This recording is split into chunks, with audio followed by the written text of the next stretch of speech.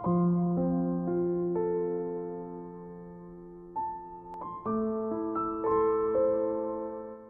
kita sepakati untuk kita bagi-bagi. Jadi saya tak berlagak sebagai orang yang seolah-olah lebih memahami Bapak Pastor dan Bapak Pendeta untuk menyambungkan ke Anda semua yang saya anggap agak kurang memahami dibanding saya. Kenapa ya Pak ya? Jadi saya ingin menjelaskan pada gini, karena ini anak-anak saya, mereka ini namanya generasi milenial. Generasi milenial itu generasi yang paling berperan di dalam menciptakan perilaku dan kecenderungan di sebuah milenium. Maka disebut milenial. Umurnya dari 17, 18 sampai 38, hampir 40. Ini rata-rata begitu Pak umurnya. Dan mereka ini yang paling penting. Kejopo sing wis tua-tua kaya aku ya. Nah, yang dimaksud Bapak Pastor tadi itu gini, pertama, keadilan itu tidak akan pernah tercapai oleh manusia, sudah pasti. Jangankan keadilan, kebenaran juga tidak ada. Kebaikan juga tidak ada. Kalau sejati, kalau yang kita lakukan itu hanya menuju kebenaran, menuju kebaikan, menuju keadilan. Jadi yang dinilai pada manusia adalah perjuangannya menuju gawang atau goal keadilan itu. Benar saja yang cuman satu, kan ada benar salah, baik buruk gitu. Terus nanti ada yang lebih inti, adil tidak adil, terus ada sisi lain indah tidak indah gitu ya. Satu sisi yang namanya benar saja itu kan juga ada tiga, bener dewe, bener wong okeh, bener kang sejati gitu kan. Bener wong okeh gitu yang membuat sejumlah orang menganggap ini yang benar maka dia bikin Golkar. Yang lain, oh ini yang benar maka bikin PKS. Oh enggak, yang itu yang benar tuh yang kayak gitu maka bikin Gerindra. Maka mereka terus bikin NU, bikin Muhammadiyah, bikin macam-macam karena ada kebenaran kolektif pada sejumlah orang. Nah, itu juga belum tentu benar, orang banyak belum tentu benar. Apalagi orang bener dewe gitu ya. Nah, yang membuat kita itu bentrok itu kan karena kelompok-kelompok itu nggugu bener dewe kan gitu. Jadi kalau sering saya contohkan ya pitik keluruk ini neng Solo piye to? Kukuruyuk. Kalau di Madura Pak, Madura. Kukuruno. Kalau di Sunda kongkorongkong kan gitu. Pertanyaannya adalah yang benar yang mana? Kukuruyu apa kukurunu apa kongkorongkong? Sing bener pitike. Nah, kan begitu. Nah, jarak antara koko ayam dengan kita menirukan itu namanya tafsir. Tafsir itu melahirkan madhab dan pengelompokan-pengelompokan. Kalau Islam ada Sunni, ada Syiah, ada Wahabi dan seterusnya. Itu karena pendengarannya berbeda terhadap koko ayam kan begitu. Kita harus saling menyadari bahwa yang benar itu ayam. Ini cuma tafsir saya, kukuruyu. Ini cuma tafsirnya Pak Muzamil, kukurunu. Nah, antara kukurunu dan kongkorongkong harus saling menyadari kelemahan masing-masing. Maka terjadi toleransi kan begitu. Kalau menganggap benernya sendiri ya itu yang menjadi bentrok. Karena masing-masing egois dan egosentris terhadap kebenaran yang mereka yakini. Saya, teman-teman sekalian, selalu mengatakan kepada Anda, nek aku ngomong opo wae aja dipercaya, kan gitu kan? Anda percayanya jangan ke saya itu cuma mengantarkan sejumlah bahan dan cara berpikir supaya kamu mengolahnya. Nanti kamu akan menemukan apa yang kamu percaya secara otentik dari pikiran dan hatimu sendiri. Jangan percayanya kepada saya. Jadi antara Anda dengan Tuhan itu jangan ada siapa-siapa. Anda sama Tuhan itu langsung. Bahwa Anda mendengarkan pastor, kiai, ulama, pendeta, biku, dan seterusnya, itu wacana. Tapi dia tidak mewakili Anda. Dan dia tidak bisa menyelamatkan Anda. Apakah pastor bisa menyelamatkan umatnya? Tidak bisa. Apakah kiai bisa menyelamatkan umatnya? Tidak bisa.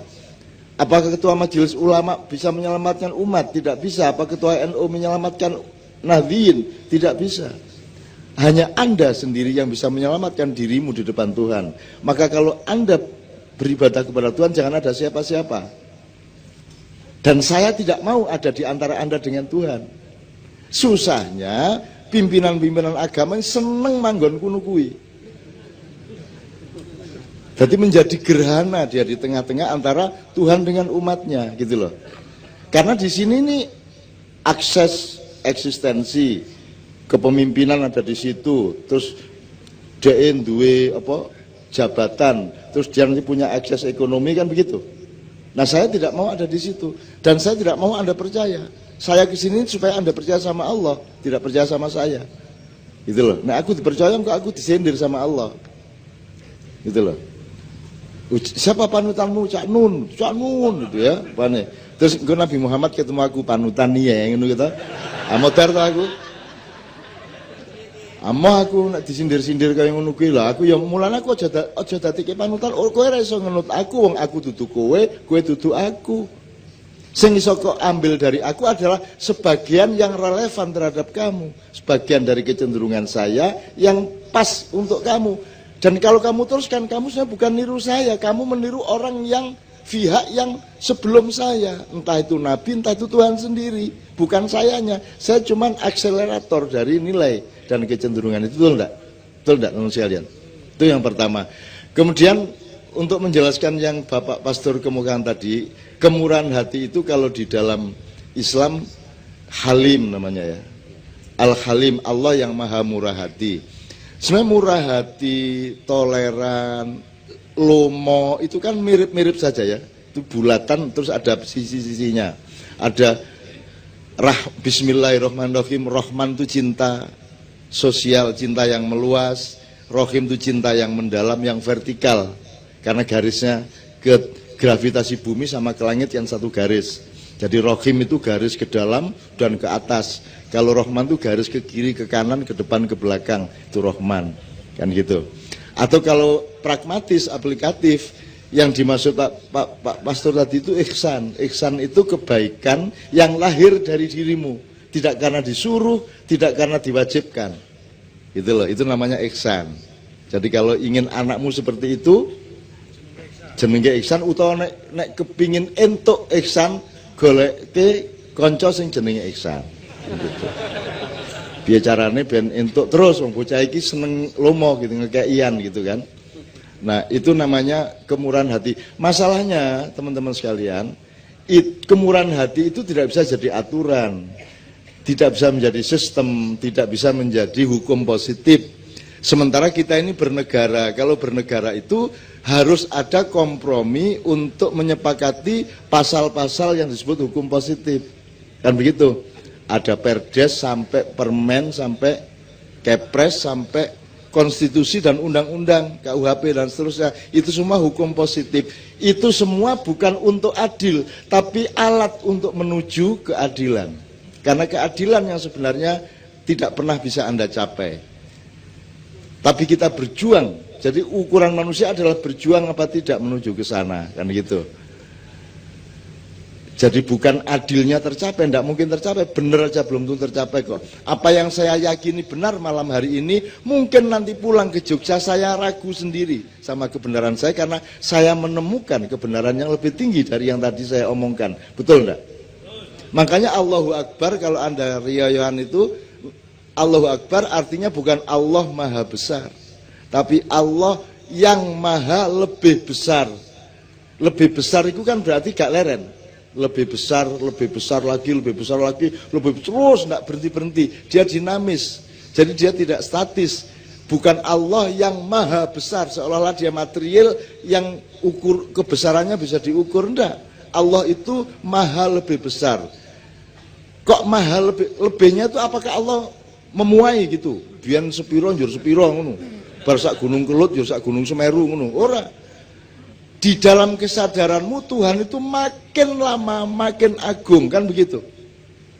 Makin lama makin agung. Jadi tidak pernah berhenti engkau mengagumi, mentakjubi Allah, sehingga disebut Allahu Akbar. Kalau Allah maha besar, bahasa Arabnya Allahu Kabir. Kalau orang yang besar badannya, bukan Allah, rojulun kabir, K-nya yang panjang. Kalau Allah, baknya yang panjang, kan gitu kan, kabir sama kabir. Itu. Kalau akbar itu maha lebih besar. Itu. Jadi tidak pernah berhenti. Maka Bapak yang dijelaskan oleh beliau tadi adalah Anda tidak bisa terus-menerus mengandalkan perintah agama atau syariat, mengandalkan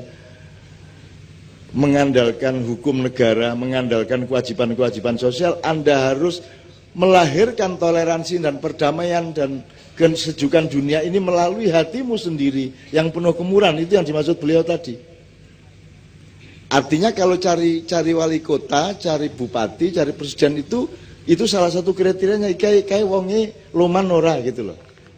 Kayak wonge sayang ora karo wong cilik kan gitu. Tujuan bukan kredibilitas apa akuntabilitas apa mana sih jenis kayak akseptabilitas, integritas. Lah piye lemu mudeng. Ora mudeng mesti ora mudeng tas-tas kuwi mesti ora mudeng. Wis ora mudeng. Lah pokoke ngene lho, kae ketoke raine ketoke kok ya apik ya gitu aja. Nganggo ilmu katuranggan aja gitu loh.